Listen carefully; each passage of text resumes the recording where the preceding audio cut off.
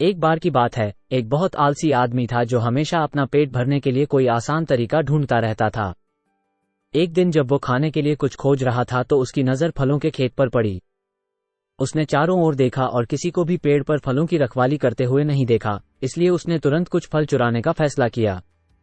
लेकिन जैसे ही वो खेत में गया और पेड़ पर चढ़ने लगा, किसान ने उसे देख लिया और उसे पकड़ने के लिए उसके पास आने लगा। आलसी आदमी ने देखा कि किसान छड़ी लेकर उसकी ओर आ रहा है। वो डर गया और पास के जंगल की ओर भाग गया और छिपने के लिए उसके अंदर चला गया।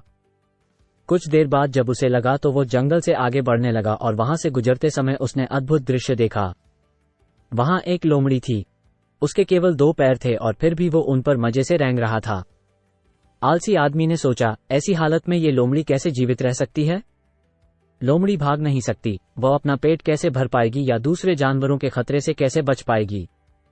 अचानक उसने देखा कि शेर अपने मुंह में पहले से ही मांस का एक टुकड़ा लेकर लोमड़ी की ओर आ रहा है।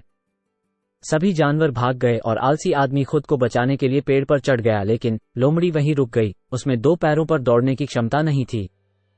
लेकिन आगे जो हुआ उसने आलसी आदमी को आश्चर्यचकित कर दिया। शेर ने मांस का एक टुकड़ा जो उसके मुंह में था लोमड़ी के लिए छोड़ दिया। भगवान की लीला देखकर आलसी व्यक्ति प्रसन्न हुआ। उसने सोचा कि भगवान जो सभी का निर्माता है, उसने जो कुछ भी बनाया है उसकी देखभाल करने के लिए उसके पास हमेशा एक योजना होती है। उसे लगा कि भगवान ने उसके लिए भी कुछ योजना बनाई होगी। इसलिए वो वहां से चला गया और कहीं दूर अकेले बैठ गया और इंतजार करने लगा कि कोई उसे भी खाना खिलाएगा। जैसे जैसे समय बीतने लगा, वो भोजन की प्रतीक्षा में सड़क की ओर देखता रहा। वो वहां 2 दिन तक बिना कुछ खाए इंतजार करता रहा। अंत में वो भूख सहन नहीं कर सका और जाने लगा। रास्ते में उसकी मुलाकात एक बूढ़े ऋषि, ज्ञान के लिए प्रसिद्ध बुद्धिमान व्यक्ति से हुई। उसने ऋषि को सारी बात बताई। ऋषि ने पहले उसे कुछ भोजन और पानी दिया। इसे खाने के बाद आलसी आदमी ने ऋषि से पूछा, हे बुद्धिमान, भगवान ने अपंग लोमड़ी पर अपनी दया दिखाई थी, लेकिन भगवान मेरे प्रति इतने क्रूर क्यों थे? बूढ़े ऋषि ने मुस्कुराते हुए कहा, यह सच है कि निर्माता के पास हर किसी के लिए एक योजना है। आप स्पष्ट रूप से भगवान की योजना का हिस्सा हैं। लेकिन बेटे, तुमने उसके संकेत को गलत तरीके से लिया। वो नहीं चाहता था कि तुम लोमड़ी की तरह बनो। वह चाहते थे कि आप शेर की तरह बने।